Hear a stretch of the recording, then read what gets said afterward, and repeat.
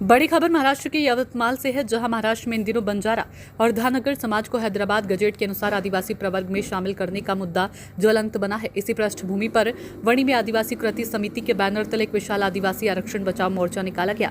इस मोर्चे में वणी, झरी और मारेगांव तालुका के हजारों आदिवासी बांधव, महिलाएं, पुरुष व बच्चे पारंपरिक आदिवासी वेशभूषा में सहभागी हुए।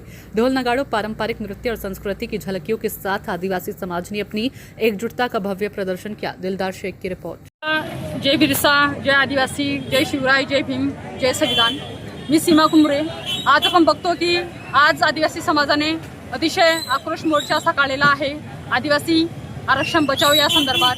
कारण की आपण पाहतो की आपल्या महाराष्ट्रामध्ये सध्या एक विषय खूप चर्चेचा गाजत आहे आणि तो म्हणजे आरक्षण। आणि आपण बघतो की धनगर समाज आणि बंजारा समाज म्हणत आहे की आम्हाला आदिवासी जमातीमध्ये आरक्षण द्या। तर मित्रांनो, हे कदापि शक्य नाही आहे, कारण की त्यांना आधीपासूनच आरक्षण आहे। धनगर समाजाला 3.5% आरक्षण आहे आणि बंजारा समाजाला 3% आरक्षण आहे।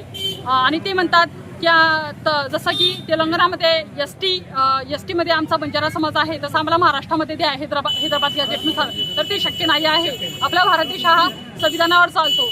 तर आजपर्यंत आपण बघतो की भारतीय संविधानानुसार सगळ्यांना हक्क अधिकार दिलेले बहाल केलेले आहेत। तसं आमच्या आदिवासी जमातीला सुद्धा बहाल केलेले आहे। आमच्या आदिवासी समाजाला 60% आरक्षण आहे आणि त्यामध्ये सुद्धा आमचा आदिवासी समाज हा कुठंतरी अजून प्रवाहात आलेला नाही आहे। त्यामुळे इतर कोणत्याही जातींनी आमच्या आदिवासी जमातीमध्ये आरक्षण मागू नये ही आम्ही कडीची विनंती करतो आणि 2 शब्द संपवतो।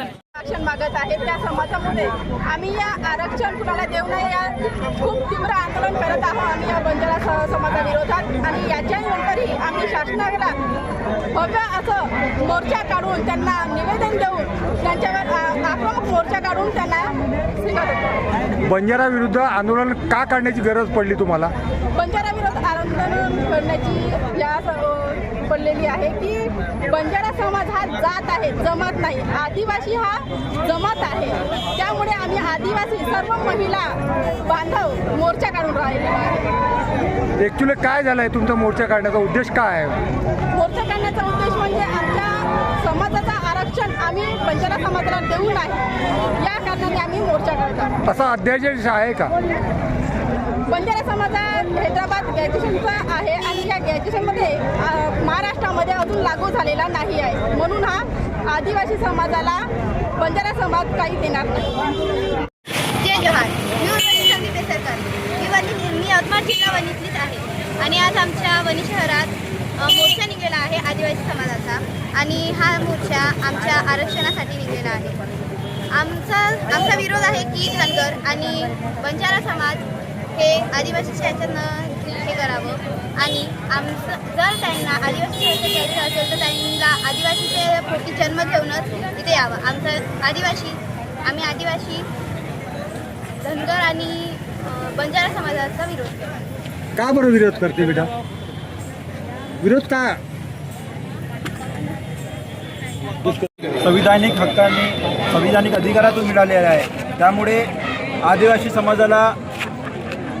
समाजाच्या आरक्षणामध्ये कुणालाही घुसखोरी करता येत नाही। कोणी घुसखोरी करून त्यात समाविष्ट होऊ शकत नाही। परंतु आपण ह्या गेल्या काळामध्ये बघतोय की मराठा समाजाने एक मोठं आंदोलन उभं केलं आणि या राज्य सरकारने मराठा समाजाला हैदराबाद गॅजेटचा आधार घेऊन त्यांना कुणबी प्रमाणपत्र देण्याचं मान्य केलं। अशाच प्रकारची घुसखोरी या महाराष्ट्रात आदिवासी समाजामध्ये सुद्धा होऊ शकते आणि येथील शासन, येथील प्रशासन हे मताच्या लोभापोटी इथल्या आदिवासीमध्ये कोणत्याही जातीला आरक्षण देऊ शकते। मुळात कोणत्याही जातीला आदिवासी समाजामध्ये अनुसूचित जमातीमध्ये आरक्षण देता येत नाही असा संविधानिक अधिकार असताना ही घुसखोरी होण्याची पूर्णपणे शक्यता आहे।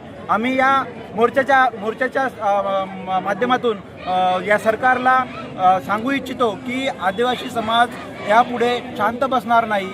यापुढे जर अशा प्रकारचं कृत्य महाराष्ट्र सरकारने केलं आणि कोणत्याही जातीला तात्पुरत्या स्वरूपात जर आदिवासी समाजामध्ये समाविष्ट करण्याचा प्रयत्न केला तर आम्ही एक मोठं आंदोलन उभं करून या सरकारला धडा शिकवण्याचा पूर्ण प्रयत्न करू। हे जे आंदोलन आज केले सरकारला चेतावणी म्हणून बिलकुल सरकारना चेतावणी आहे आणि यापुढे आदिवासी समाज शांत बसणार नाही याची दक्षता महाराष्ट्र सरकारने घ्यावी आणि महाराष्ट्र सरकारने समजून घ्यावं की आदिवासी समाज यापुढे पेटून उठणार आहे, आपल्या अधिकाराचं हनन होऊ देणार नाही, आपल्या अधिकाराचं रक्षण करणार आहे.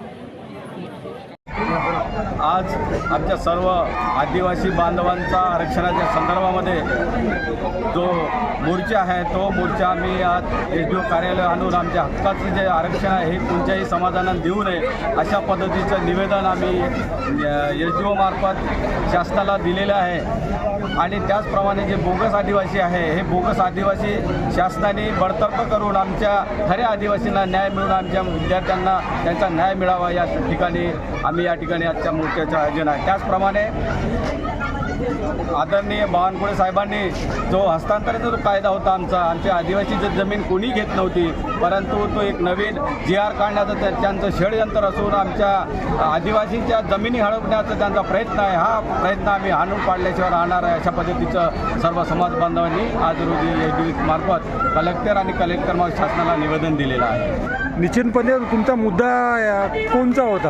आमचा निश्चित महत्त्वाचा जो मुद्दा होता की बंजारा त्याचप्रमाणे इतर ज्या धनगर आणि इतर जे जाती या आमच्या STमध्ये येण्यासाठी जे प्रयत्न करत आहेत तो प्रयत्न आम्हाला हाणून पाडण्यासाठी आणि शासनाने त्याची दखल न घेता आमच्या आदिवासी कोणत्याही प्रमाणे अन्याय होऊ नये या दृष्टिकोनातून आमचा आक्रोश मोर्चा होता. या पद्धतीने बोगस आदिवासींना नोकऱ्या दिल्या गेल्या आहेत, त्यांना तात्काळ करून ओरिजिनल आदिवासींना नोकऱ्या देण्यात याव्या.